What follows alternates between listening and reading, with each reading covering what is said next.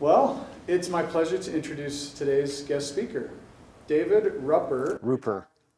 Sorry. It looks phonetically, it looks Rupper, but Swiss German we say Rupper. So Thank you. So David Rupper retired from a global insurance company as a corporate ethics and compliance vice president in May 2019. Although David has extensive corporate experience in Asia, including living in Hong Kong and Tokyo, he focused his retirement efforts on nonprofit work in Africa. David is the co-founder of Inclusion Africa, a nonprofit organization to create self-reliance opportunities for Africans based in Accra, Ghana. He has also volunteered as a career and economic development specialist for BYU Pathway Worldwide in Africa.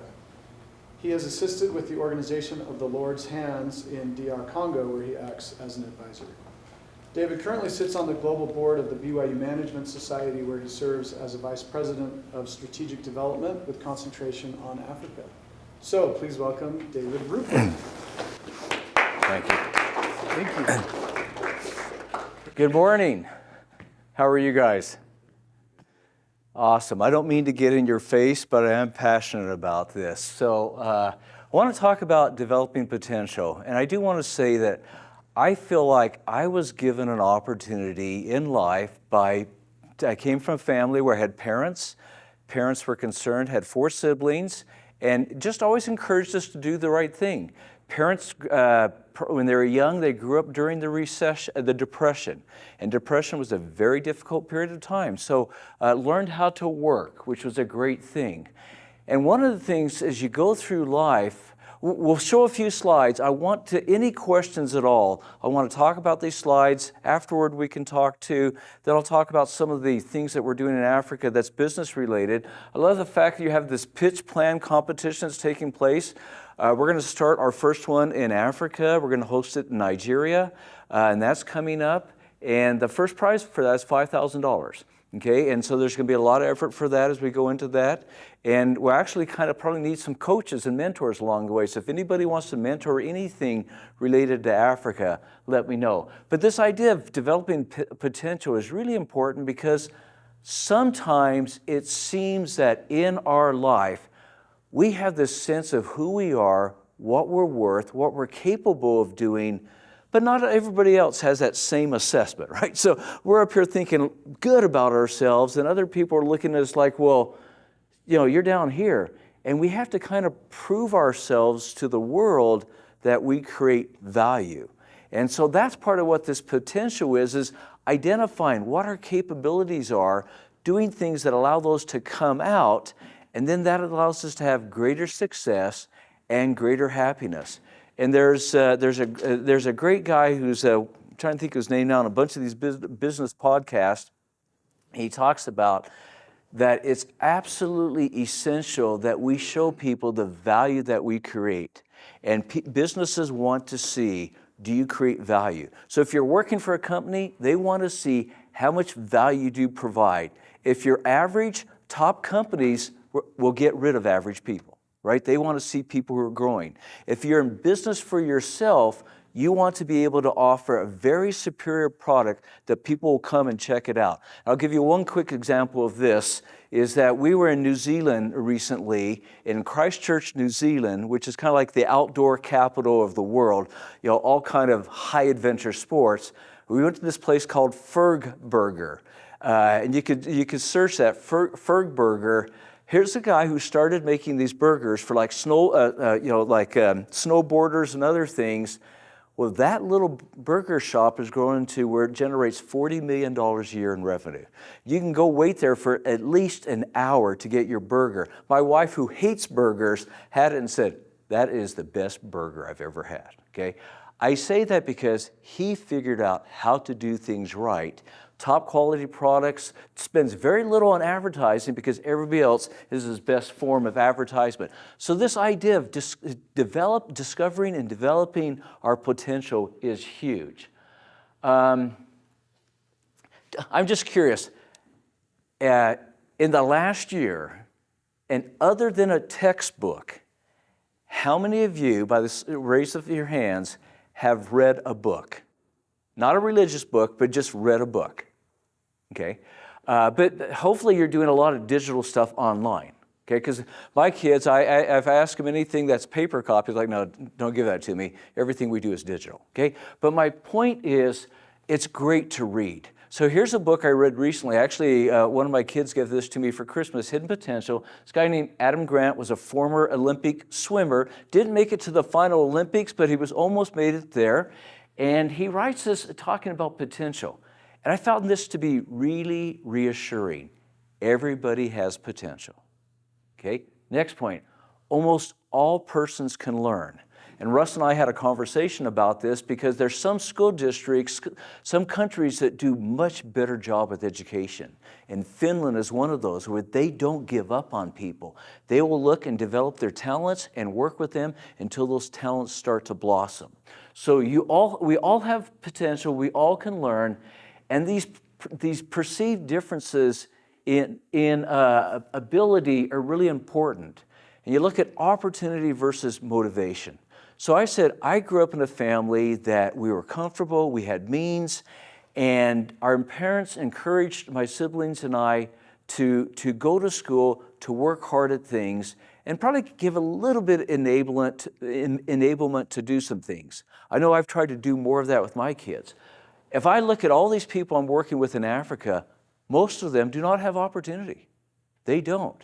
And just going around the room and talking to people here who have digital marketing skills, software development skills, agricultural skills, business skills, people over there have a lot of skills, but the world hasn't realized that they can interface with them yet and that they're able to add value in the world. That's part of your opportunity is you have opportunity. Just being born in the United States of America, you have opportunity. But how do you leverage that? They have a lot of motivation, which is great, and actually that does a lot, but you want to kind of keep that in perspective. So briefly today, we'll give some examples of these 6 ways that we develop our potential. And we develop character. It says start today, don't put it off. And will these slides be available too, Russ? Okay? Yeah. Okay. Have a sense of progress. You want to measure yourself each day. And top flight athletes do that. And so that's one example. Fixed versus growth mindset. Russ, have you guys talked about that in this class? Has that come out much? No. Okay. This is really powerful, so we'll get into that. Learned character. So if you look at developed character versus learned character, the best way I could try to explain that would be is that and it says develop character, that first one is kind of like the family you're born into. And some families say, we live down the street from a family named El Bakri. Both their sons played football at BYU and a very strong family. And it's like, well, the El Bakris would say, well, El Bakris don't do that. Okay, that's culture that you see there. Okay, this learned character says you learn that from situations. So you come to the Grit Center and you learn character. That's important. It was some years ago I read Angela Duckworth's book, loved it. I think it's so powerful, everybody to understand grit. Very powerful. So you guys are learning character here, but you continue to learn after you leave here. And you should, because the more you do that, it makes a big difference. Actually, Angela Duckworth is on a podcast called No Stupid Questions, and it's a great podcast to listen to. And I remember one time listening to it, and her co-host is a really smart guy. Basically, they did studies and say, look at your friend group, and your friend group will really determine how far you go in life. Right? So if you have really smart friends and friends who are ambitious, who are doing great things, you're going to go farther than somebody who's just kind of going through life. I'm not trying to be critical. I want to love everybody, but you want to have certain people that are going to energize you to help you go farther because it makes a big difference. And then dream to achieve, and we'll talk about that. So Hamilton, did anybody in here actually go to the play Hamilton? Just curious. Okay, I know we have one person here. That's kind of a setup. I could never get there. I could never get a ticket, or I didn't want to spend $1,000 to buy the tickets, whatever it was. I don't know. It was a lot of money, it seemed. I did watch it twice on Disney. And my wife's like, well, why would you watch this? Because you're not like a rap guy. In fact, she's like, you won't even be able to understand this. But there was one song I loved in there, And it was, I'm not throwing away my shot. I'm not throwing away my shot.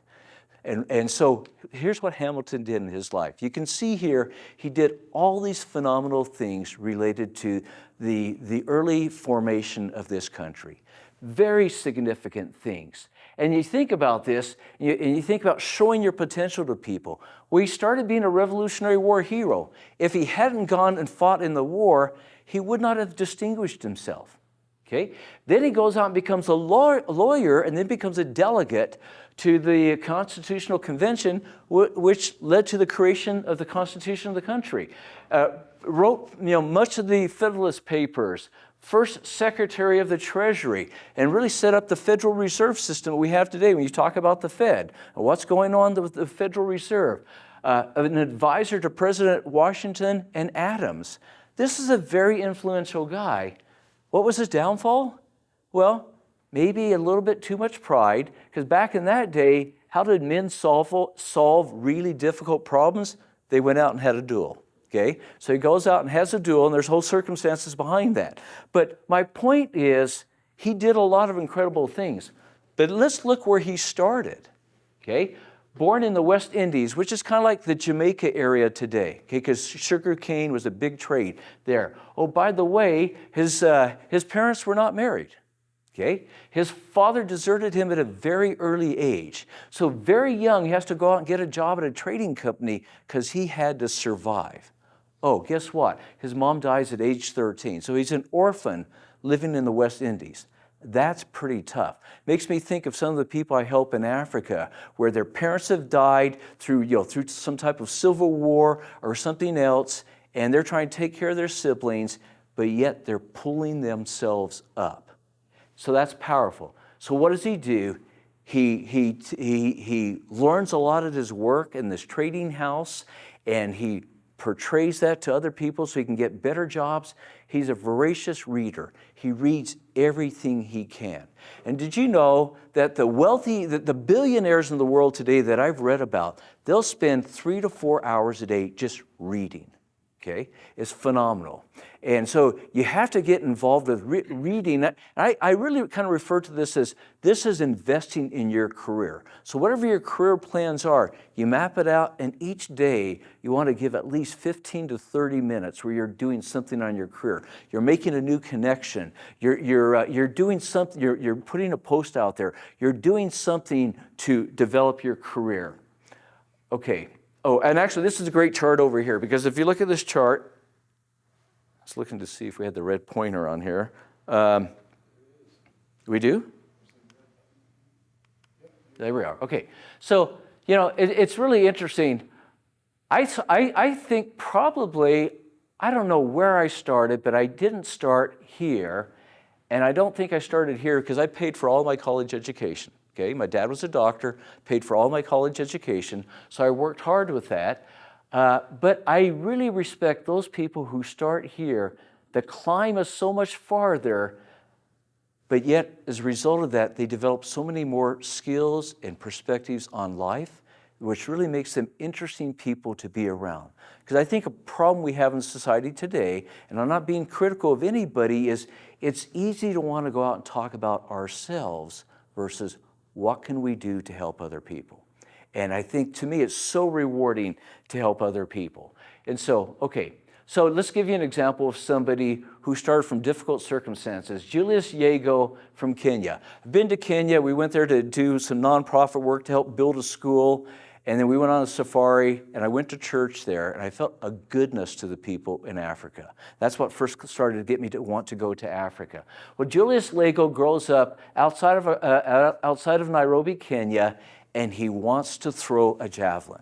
But guess what? He doesn't come from an area where they offer a lot of expensive training facilities, training coaches, and everything like this. So he watches YouTube for hours and hours and hours, and then practices this. Well, apparently this was some kind of phenomenon, because there are like 4 or 5 other athletes in Kenya who did the same thing and actually grew to prominence. Now, Russ, can you help us? Can we show the video of him? And you'll see his track record, And so he started today, and he kept improving. This is only like a 40-second video, so pay attention to it. But you'll see that in his prime, he was pretty good, and he got a bronze medal.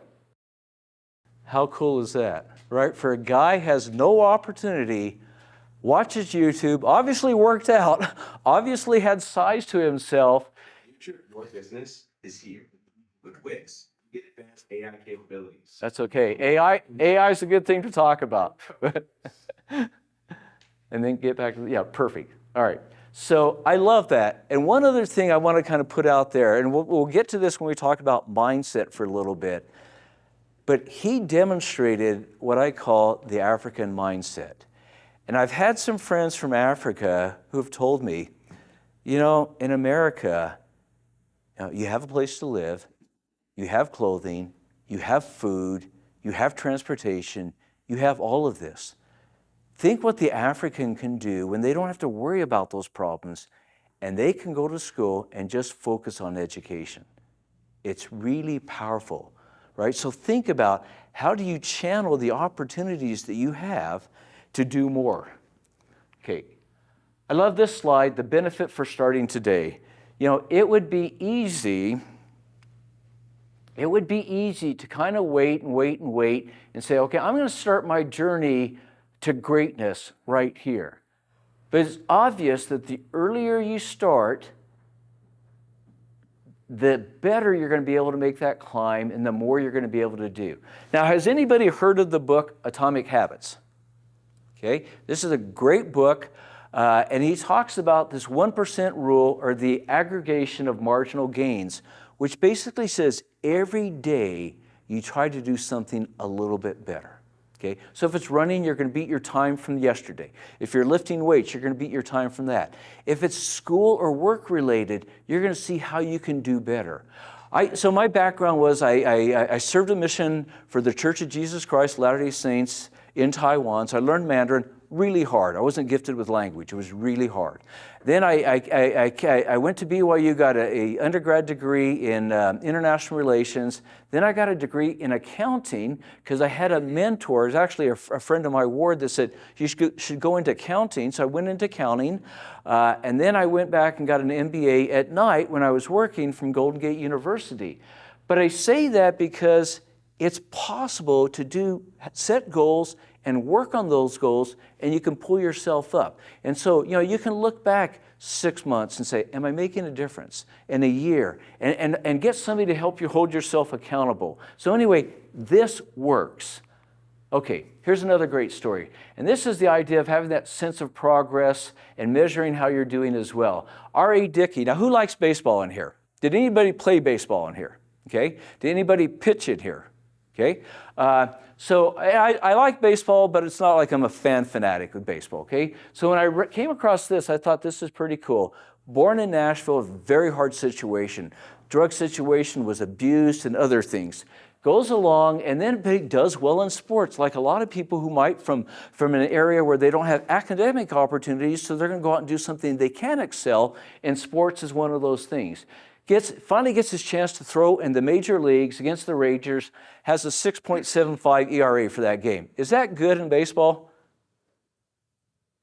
That's terrible, okay? If you want to really get paid money, you're going to keep it below 3. So then, before that, he looked like he was pretty good when he's playing baseball in college, so he gets a contract for $800,000. Back in 2001, that was a lot of money. But then somebody noticed his arm was kind of hanging like in a different way, so they checked his arm out, and then they realized he was born without this UCL, this ulnar collateral ligament. So they re-signed him for $80,000. Okay, and then so he starts to play in the minor leagues, and the description is he's going to be just like a marginal player. He's never going to amount to much, a marginal guy. So he says to himself, I'm going to figure out how I can be my best, I can reach my potential, and he learns to throw a knuckleball.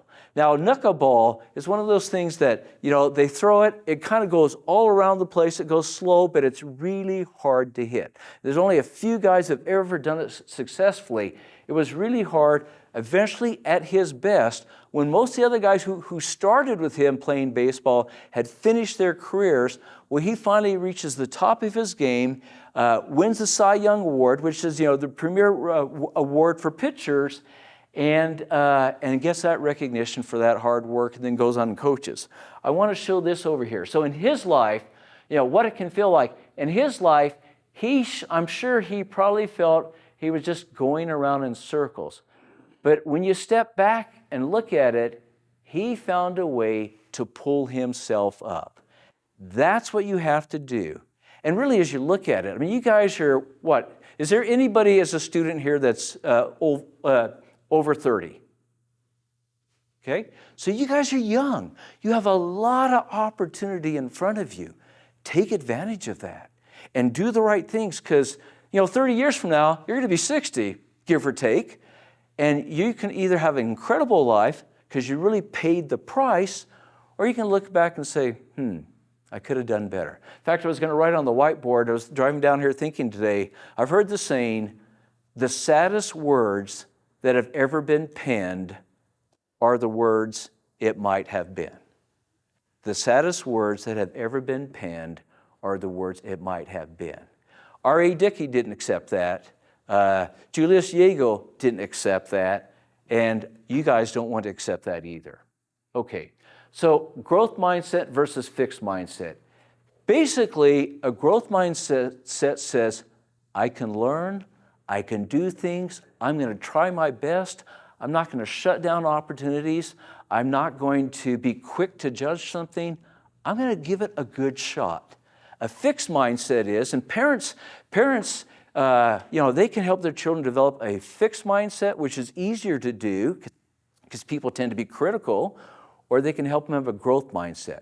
But one of the things parents can do, and it's not the best thing, is to say, oh, Johnny, you're so smart, you're going to do so great, versus Johnny, I'm so proud of how that assignment you had was difficult, but you kept working at it, and it took you longer than what you thought, but as a result of that, you did better. And so, Johnny, if you get a bad grade on a test, let's go through it, let's study, and you can do better. Well, if you take the person from that fixed mindset and they get into the bigger league, whatever that bigger league is, it's a bigger university, it's a graduate program, you're working for a highly powered company, or whatever it is, it's easy to question yourself. However, if you come over here to this growth mindset, this whole focus is on improving, and you're willing to fail. Over here, failure is terrible. Over here, you're willing to fail because you're learning, you're growing. So it's so important to do that. Does that make sense? Does anybody have questions about that? Because it's one of these easy things to say, but as you change that mindset, you've heard the saying, the cup is half full, the cup is half empty. Okay, my wife's biggest complaint on me is like, you're just too optimistic, right? We just stop being so optimistic. She's got a lot of great skills that I don't have, okay? But I do like to be optimistic, and as a result of that, opportunities come. I think today there's almost no problem that we can't solve in the world today. I really believe that as we come together. And you guys hopefully are creating great networks of people you can work together with as time goes forward, because it makes a big difference. So develop the growth mindset. It will make all the difference for you. Okay, this is a story I love. Togo is in West Africa. Okay, you can fly there in about 8 hours, well, I don't know, about 8 hours from, I don't know, you can get there in about 10 hours or so, depending. They did a study of 1,500 entrepreneurs in Togo. And they basically, they had the control group, which nothing was done differently with them, just naturally see what happens. Then they had the second group where they give them training. It's almost like putting them through a grit class here, where they got all this training on marketing, data analytics, finance, things that you would want to help in a business. Okay? And these were already entrepreneurs, so they already had training in that area, hopefully, so you would think that training would have really helped them. Okay, the third group, what they did was they taught them persistence. They taught them how to develop character. They taught them how to deal with challenges and rejection and go forward. And they did this twice, 2 sessions, 4 follow-up rounds, and then they went back and looked at the results of the profitability of their business. Because you know what? Talk is cheap. I've had a lot. When I was in Hong Kong, I had staff in 10 different countries in Asia that reported to me. And one had as high as 200 people in an area working for me, and another might be 2 people, depending on the size of the company. I had a lot of people that show me their resumes and say how great they were. And it was like, I don't care. I want to see, can you do the job? Do you have the skills? Can you deliver? And our youngest daughter, who was with us, who's graduating in a couple weeks from BYU, one day she came to me and said, she hadn't done as well with a homework assignment, and she said, well, Dad, I really tried. I said, Emily, we don't get paid for trying. We get paid for results. I didn't mean that to be mean, but to realize that we get paid for results. And so it's important we do that. So anyway, what's great to see here is that those entrepreneurs who went through this personal initiative training, they earned higher profits than those through the traditional training program. And this is a thing I really love, is that the female-owned businesses who had training before and hadn't been that effective, they experienced a 40% increase in their earnings compared to the other group. And if we have time, I want to talk a little bit about what we're doing for women opportunity in Africa. I'm very excited. Men as well, but some special things for women, which I think is really cool. Okay, here's another great story. So New York City, there's a lot of money in the world. It's just amazing. There's a lot of money in the world. And some people use it wisely, and some people, I'm not trying to be critical, but people can blow a lot of money. Okay, this Dalton Prep, great Ivy League prep school. You go there, you do well there, you have a very good chance of going to one of the Ivy League schools. Okay? They start playing chess there when they're in kindergarten, teaching their kids to play chess. That's why I talk about opportunity. Okay? Have that opportunity. Their best players got training in chess before and after school from chess professionals to help them. And so they would go to this junior high chess championship, and they would win it every year. Well, there's this guy who decides, this coach, Maurice Ashley, in a public school in Harlem, says, you know what, I'm going to teach these guys chess. And at that time, probably less than 10% of people of color were playing chess in New York City. And many of his people, he started to teach them around 6th grade. So by the time came time that they could participate in the competition, 8th and 9th graders, they barely had enough people that they could compete in the competition. So they start the competition. The Dalton Prep guys are so confident what they're doing, but guess what happens? One of the Raging Rooks, what they called their name, one of their players upset like the #1 guy for the Dalton Prep guys. Well, Dalton just panicked. Like, you mean these guys can beat us? So they went through and they ended up tying for that, okay? Well, it goes on to find out that this coach was so good, he just instilled within this character and this self-discipline. Okay, now this is a memory test I'm curious about. You guys may have never seen this. You may have seen a remake, but years ago they made a movie, The Karate Kid. Anybody ever see that movie, The Karate Kid? Russ, did you see that? Oh, yeah. Okay. And can you just say, well, because there's a big focus on discipline in there, right? Before he gets to go to competition, they focus on the discipline. Anybody know the name John Wooden? Okay. John Wooden was the basketball coach for UCLA. I don't know if it was the late 60s or something like that.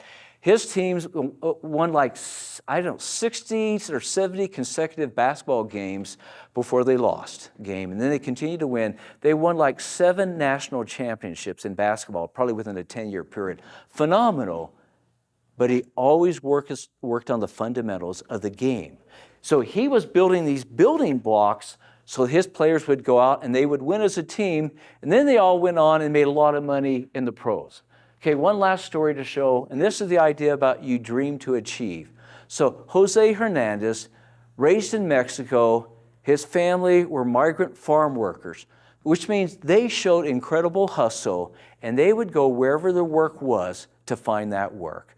And they'd come into California, go over to California, they'd have an assignment for, a week or two at a time. So Jose would get sent to different schools so he could go to school.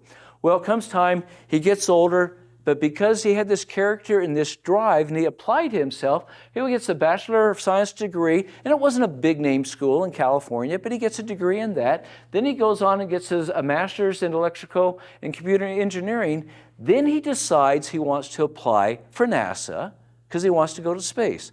NASA is highly competitive. It's really tough to do that. So he gets rejected 11 times. And he says to his wife, I'm going to give up. I'm just not going to make it. And she said, don't you pull yourself out. Make them say no. So keep going back and keep going back.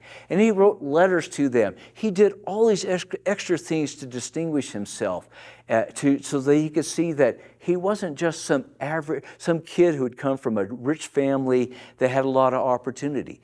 As NASA started to understand what his background was, what his obstacles, and you think that chart that showed the guy at the bottom of the ladder climbing all the way up versus the guy who started towards the top, as NASA started to look at that, they realized, we need to change our evaluation process so we can focus on people who've overcome challenges versus those who've just had this linear path to success. And I think that's really, really powerful. Goes on and says after that, he got into space at age 47. Later, he's living in California, and Obama calls him up and asks him to run for a congressional seat in California.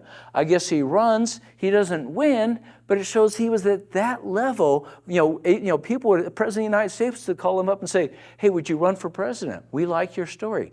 That's a powerful story, right? So all this is possible. So summary points, then we'll talk about some of the other fun. How are we doing on time? About 10 minutes. Perfect. Okay. So character, you got to prioritize your values. We have a course in Africa we teach people called Launching Leaders, and it kind of helps them identify their core values, get a mentor, and do the things that really matter. Time management to it. You have to start today. You have to have this sense of progress, and that's why having some type of partner to kind of push you along. It's always easier to exercise with somebody else. Same thing with your professional pursuits. Somebody's kind of talking to you. You can come back and share ideas.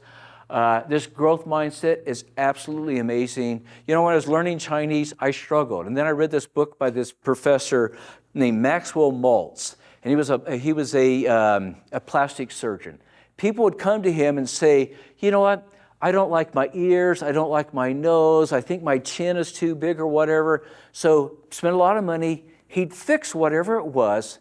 They'd come back, and he realized it was below the skin. It was what they felt inside. So that's why we change our paradigm of who we are. And I use that to help me learn Chinese.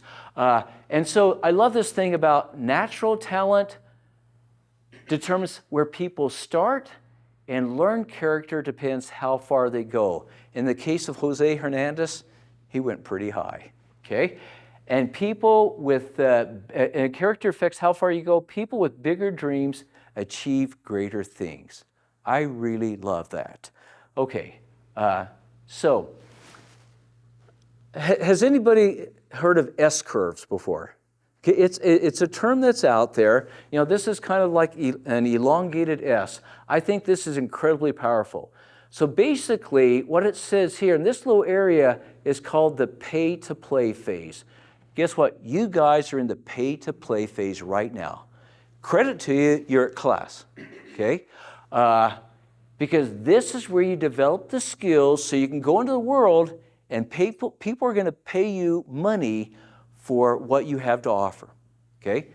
And so if you have very little to offer, people will pay you less. If you have a lot to offer, people will pay you more. You look at athletics, you look at entertainment, you look at the STEM areas, you look at business, going back to that Fergberger idea, he had a lot to offer.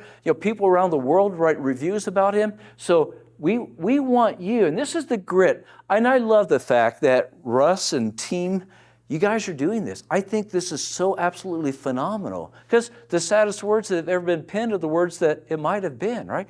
They're teaching you how to energize yourself.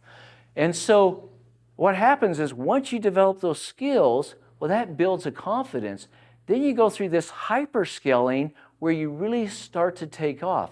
And you know what? I have the opportunity now to see people who I knew in Pennsylvania 20 years ago when we were living out there and see the growth. One was a clerk for one of the federal judges, and another one's got an incredible wealth management firm. And these are guys like 30 years ago, I looked at them like, well, they're just young kids.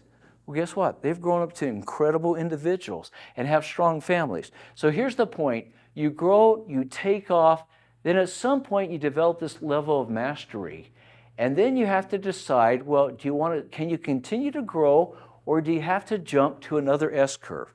Well, when you graduate, you're going to have to jump to another S-curve, which means another area for growth. When I retired, and I'd had a big job, had a lot of people who reported to me, been blessed to make a lot of money, and my oldest daughter said to me, my first week after retirement, and she'd call and say, well, what'd you do last week? Or I went to Tokyo, I went to Bangladesh or whatever. And she said, what'd you do last week? And I thought and said, well, I planted 4 tomato plants. And she started laughing and laughing. But now, when she asked me, I can tell her, well, you know what? Here's what I did last week. We opened up a computer center in Sierra Leone, and I already made some microloans to one of the guys here, and now they're offering computer training to people, and we're starting a women's course, and this is going to be the coach for it, and we will offer 8 weeks of training in Microsoft, in Windows, Word, PowerPoint, and Excel, and guess what? The female literacy rate just means being able to read in Sierra Leone is 38%. Okay, the men is 52%.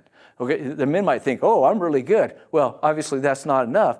What we want to do is we want to take these women and not only have them improve their literacy rate, but we want them to be top tier in their country so people will look at them like they have a lot of capability. We want to do the same thing with the men, but we're going to do some special care for the women to give them opportunity. So here's just briefly about this rising generation. Well, here's Sierra Leone.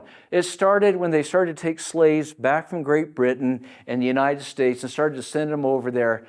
They went through a civil war that killed 50,000 people. 7.5 million people today. There's the literacy rate. On average, their per capita is $1,600 a year. On average, the United States, $76,000. Okay, that's why we have another nonprofit that gives laptops to pathway students in Africa. So if you know anybody, and I think Russ has all these, but if you know anybody who has a good quality laptop, love to get those. If you know people who want to donate, love to do that. And so Inclusion Africa, basically, we put up nonprofit. Inclusion Africa, our nonprofit, we gave to Rising Generation Web Tech. They developed this name. We gave them a grant for $4,000, and then we give them another $4,000 in loans. So the grant is free. They never have to pay that back because they couldn't repay the $8,000.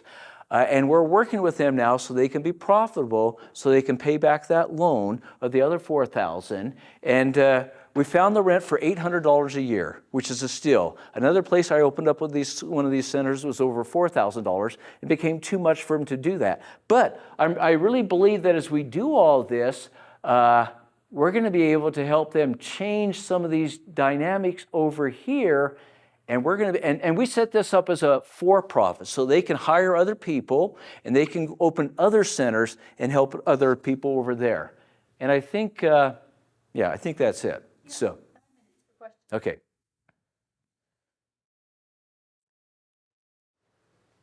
Yes. So, when you say that you have to, you give them $4,000 and all that, where does the money come from? A lot of it's my money, and a lot of it is, I learned to ask for help, and that's what you guys should do in your careers. I'm glad you asked that question. Thank you. You should always learn to ask for help. So I was at a wedding a few years ago with one of my friends at MetLife. I was a VP. He was a senior VP, which just means he had a bigger wallet, right? So we're at the wedding. He goes, "What are you doing?" And I said, "I'm doing stuff in Africa." So for the last couple of years, he's given me $10,000 a year to put to work in Africa. Okay, one of my other former friends, I went to him, he gave me $10,000 to do stuff. And so now I need help. We have a website, but I can improve that, right? And I need to set this up where people would just donate $10 a month, whatever like that. We can do that. So that's where we get the money. And there's something important about being able to pull yourself up. So that's why we do the micro lending and do these computer centers.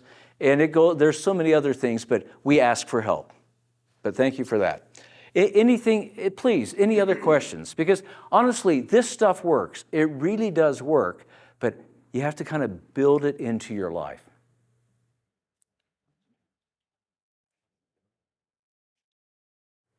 Okay, I'm going to start picking on people because I went around and I asked names. Dallin. Any thoughts, observations, questions? Does this make sense? Was it a waste of time? It makes sense. It's quite similar to a lot of the lessons that many classes and many professors at Snow try to emphasize, which, if lots of people are saying it's a good idea. So you're hearing this, which is good because we need to hear it in surround sound. I love the saying, there are dozens of rules for success, but none of them work unless you do. And so the challenge now is to take some of these principles and apply it to your life, okay? And as you do that, by the way, they've done studies. People have some outside passion that they care about doing. That helps them do better in their main job, whatever that is, because it gives them this additional sense of purpose. So there's something to be said about doing things like that.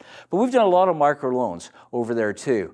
Guy has a lumber business and needed to buy a new saw. We made him a loan for that. Just got a repayment today from a woman in Nigeria who helped us with some of our social media work for the Lord's Hands against the laptops to Pathway students. Wanted to start a business raising chickens, and one of my friends said, who's from Africa, don't do that, but got her into another business. She started and repay her loan, okay? And we've done a lot of different things like that. Problem is, not everybody repays their loan, so we have to work with them, which kind of says you have a chance to start over. If something falls flat, it doesn't work right, you have a chance to start over. Okay? Anything else? Yes? I'm just curious on some of your loans. I know that some microfinance institutions have group lending, where you have a group that secures the other people's loans. Are you making individual loans? Yeah, that's a really great question. So Mohammed Yunus kind of developed this in Bangladesh. I've been to Bangladesh a number of times, but never went to his place. Was always there for work. I have gone into Delhi where they were teaching women. Women are usually the best group to make loans to because they just seem to be better about that. And you're right, they're collateralized. We haven't gotten quite to the group approach yet. Kiva does that, which they do a great program with that. What we are doing now is we're working with people, like there's a woman in Zambia who does small micro loans from anywhere from $80 to $150. And these are people that are in the community, and so if they don't pay the loan back, they'll never get another loan. And so we kind of like that. We're doing something in Togo also with the guy over there kind of working, and I insist that half of them have to be women. And so we might try to go more towards the group approach because there's a lot of benefit to that. And so if anybody wants to help us set that up, I'm trying to recruit Russ to get involved with this. That would be really good to help us do that because it would just, we have better success. So great question. Okay. Anything else? I know we're out of time probably. Is there one thing that somebody's going to take away from this today that you think could help you, or one thing you would tell somebody else you think you could help you? 'Cause I'll say this, I went to Harvard for a executive program, company spent a lot of money, flew me from Hong Kong, went to Harvard for this week-long executive training program, and then afterward, the head of the corporate, the senior leader over HR, we had to sit down, write a paper, and then tell him what we were going to do differently. This was, officers in the company. And I got one idea out of that I took back and instituted in all my countries in Asia that helped change the growth opportunities for about 400 people working for us in Asia. But very importantly, it allowed people to kind of unleash their potential. So what I'm hoping is you're going to find one idea today you're going to take from this, you'll study the materials, you're going to say, I can use this to make a big difference in my life. And statistics, has anybody studied, have you had any statistics classes? Because there's a great thing in statistics that basically says there's a mean curve, okay? And then you have a mean in between. This is actually a curve of distribution. And here's the mean that says half the people are to the left, half the people are to the right. Generally speaking, we look at the people to the right like these are the higher achievers, okay? You have one deviation, which is like 37.5%, and it goes up, and you get over here like the top 2.5%, very high. Well, those are the people who get paid the most money usually in life. Okay? And those are often, but guess what? You don't have to be at the highest. You can be over here. You can be 1 or 2 deviations away and have a wonderful life. That's what I'm suggesting to you is move yourself to the right. Don't stay here and let inertia move yourself to the left. And if you do that, it just changes the destiny of your life. So thank you very much, and I wish you the very best. Happy to talk to anybody. And I know this works because I've had a chance to do this with a lot of people over the years, and a few people will go do it. And it's really fun to see. So thank you.